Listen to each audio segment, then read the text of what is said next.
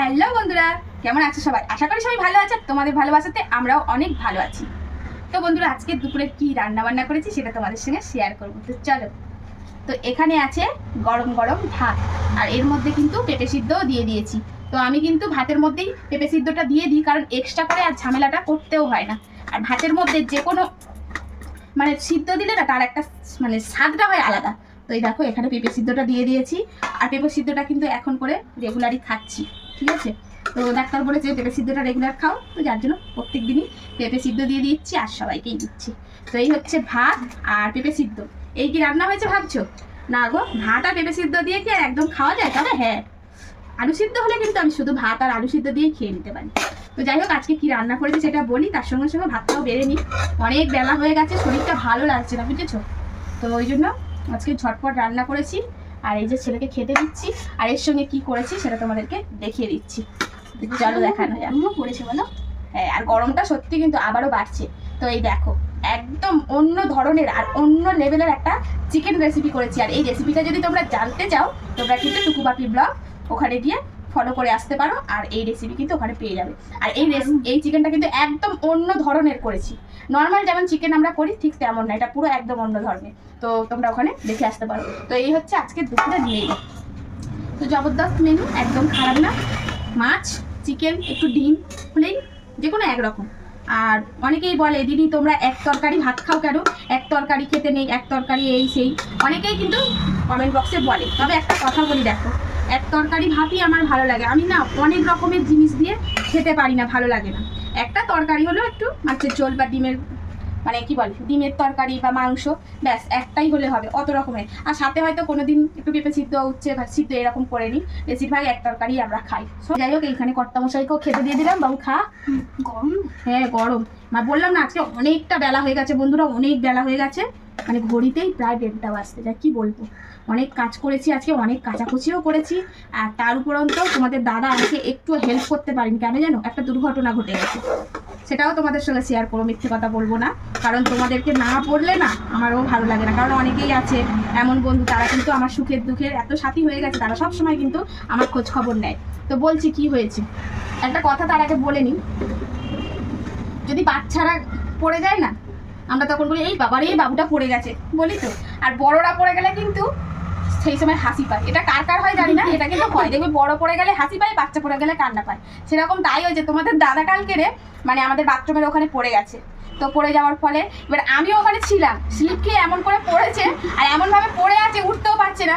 এবার সেই সময় যে তুলবো, আমার এত হাসি পেয়েছে, আমি এত হাসছি, আমার গায়ের বল ছিল না যে ধরে তুলবো। সত্যি এটা খারাপও লাগে, এটা যে বড়রা পড়ে গেছে তাকে তুলবো কে। কিন্তু তোমরা বলো কারা কারা আছো বড়রা পড়ে গেলে হাসি পায় কিনা? তো আমার না হাসছি, আর তোমার দাদাকে আগে তুলতে পারছি, এত হাসি পাচ্ছে যে কি বলবো। কিন্তু অনেকটা চোট পেয়েছে, চলো তোমাদেরকে দেখাচ্ছি। তো দেখো বন্ধুরা, কতটা কেটেছে দেখছো তো? এই দেখো, বেশ অনেকটা চোট হয়েছে। আর পা কিন্তু একদম ফুলে আছে মোটামুটি। তোমাদের দাদার খুব মানে অবস্থা খারাপ হয়ে গেছে। তো যাই হোক, মানে পাশে ওষুধ দোকান থেকে ওষুধ এনে দিয়েছি, বললাম ডাক্তারখানায় চলো, বলছে না ভাঙেনি টাঙানি, এখন ঠিক আছি, কথা বলছি শুনছে না। আরে ভালো হয়ে গেলে সেরে যাবে। তো এই হচ্ছে চোটের অবস্থা, অনেকটা ব্লাড ভেঙেছে। তো অনেকটা চোট পেয়েছে তোমাদের দাদা, বুঝতেই পারছো। কালকে কিন্তু অনেকক্ষণ ধরেই বলছে একটু ব্যথা ব্যথা করছে। তো যাই হোক, আমি ঘরে মলম ছিল, ডেটল ছিল, লাগিয়ে দিয়েছি। তো এই অবস্থা। তো কিভাবে যে ও দুম করে পড়লো, মানে কি বলবো, আমার এখনো হাসি পাচ্ছে ওইটা দেখে।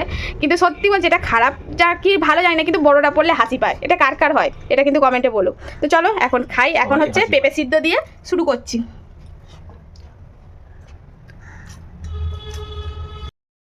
দি সেন্ট তো বেশ ভালোই তুলেছো।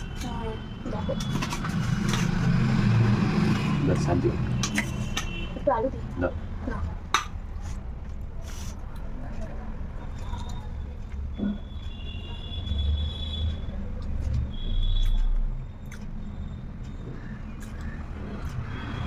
ভালোই তো হয়েছে গো।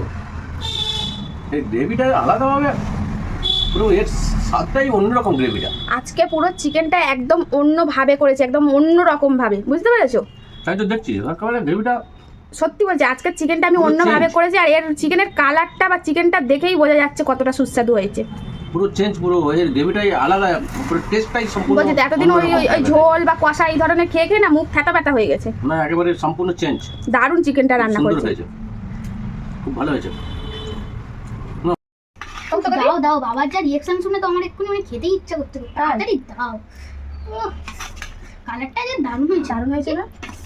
হুম, তো বন্ধুরা আমার ছেলে এইটুকুই বলে যে মা খুব সুন্দর হয়েছে, দারুণ হয়েছে, খুব দারুণ। আমি যদি বলি বাবু আমি নাম্বার কত পেয়েছি, ও আমাকে বলে কি তুমি ক পেয়েছো।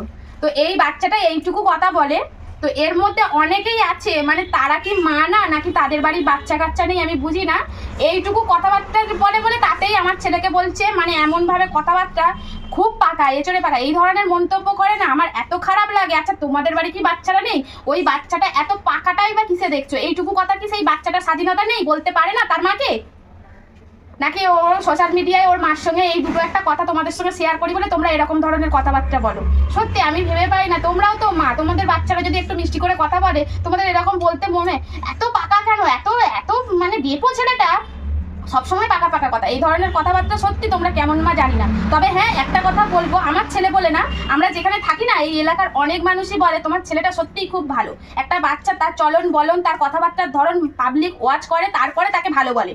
তো আমি মনে করি আমি নিজে আমার সন্তানকে ভালো বলবো, আমার সন্তান ভালো না, সবাই যদি ভালো বলে তাহলেই ভালো। আমার বাচ্চা এর থেকে আর মানে কি বলবো, আমি আর আমার বাচ্চা নামে এর থেকে বেশি বলার দরকার নেই। তো যারা এই ধরনের কথাবার্তা বলে, যদি ভাই আপনাদের আমার সন্তানকে ভালো লাগবে না তাহলে কিন্তু আমার ভিডিওটাও দেখবেন না, একদম স্কিপ করে যাবেন, ওখানে স্কিপ অপশান আছে। কিন্তু এইভাবে একটা বাচ্চাকে বলো না, আমরা দিতেই পারি, আমাদের দেওয়া উচিত। সে মার সঙ্গে এইটুকু বলেছে, তা কি হয়েছে? এই কথার মধ্যে কি এমন পাকা পেলে? আর পড়াশোনা, হ্যাঁ পড়াশোনা তো থাকবে। দেখো একটা বাচ্চা সে যখন বড় হয় তার সব দিক থেকে এবার তার প্রেসার পড়বে, পড়াশোনা আছে, আরও অনেক কিছু সাইটে আছে, আঁকা আছে, সব বাচ্চাদের তো একটা করে এক একটা তারা একটা একটা করে কি বলে সমস্ত কিছুতে জড়িয়ে পড়ে, তার ভিতরেও তাদেরকে আনন্দ দিতে হয়, তাদের সঙ্গে বন্ধুর মতন মিশতে হয়। আর পড়াশোনা করে না কি করছে সেটা কি তোমরা কি দেখতে যাচ্ছ বলো? তো যাই হোক, ও পড়াশোনা করছে কি না করছে আমি যথেষ্ট খেয়াল দিই, আমি যতটা পারি আমি ততটাই আমার সন্তানকে মানে ভালোটা দেওয়ার চেষ্টা করি। তাই প্লিজ এই ধরনের কথাবার্তা বলবেন না, যদি না ভালো থাকে ভালো লাগে স্কিপ করে যেতে পারেন, এটা আমি আগাগোড়াই বলছি। এই বাচ্চাটাকে এইভাবে বলবেন না।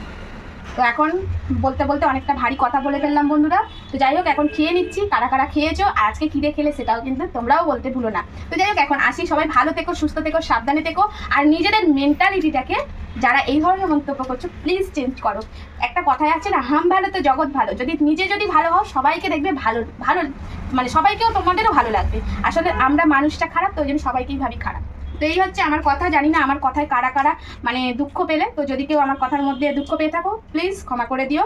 আর তোমাদের বক্তব্যগুলো আমাকে জানাবে, আমি কিন্তু প্রত্যেকটা কমেন্ট তোমাদের করি, হয়তো সবার সব দিনই আমি রিপ্লাই দিতে পারি না, তার জন্য ক্ষমা করে দিও। তো চলো এখন খেয়ে নিই, আমি ছেলেকে খেতে দিয়েছি, শানকে খেতে দিয়েছি, আর বাড়ির উপরে একটা বিপদ, কালকের মানে বিকাল দিকে ভরা সন্ধ্যের দিকে এই ঘটনাটা হয়েছে।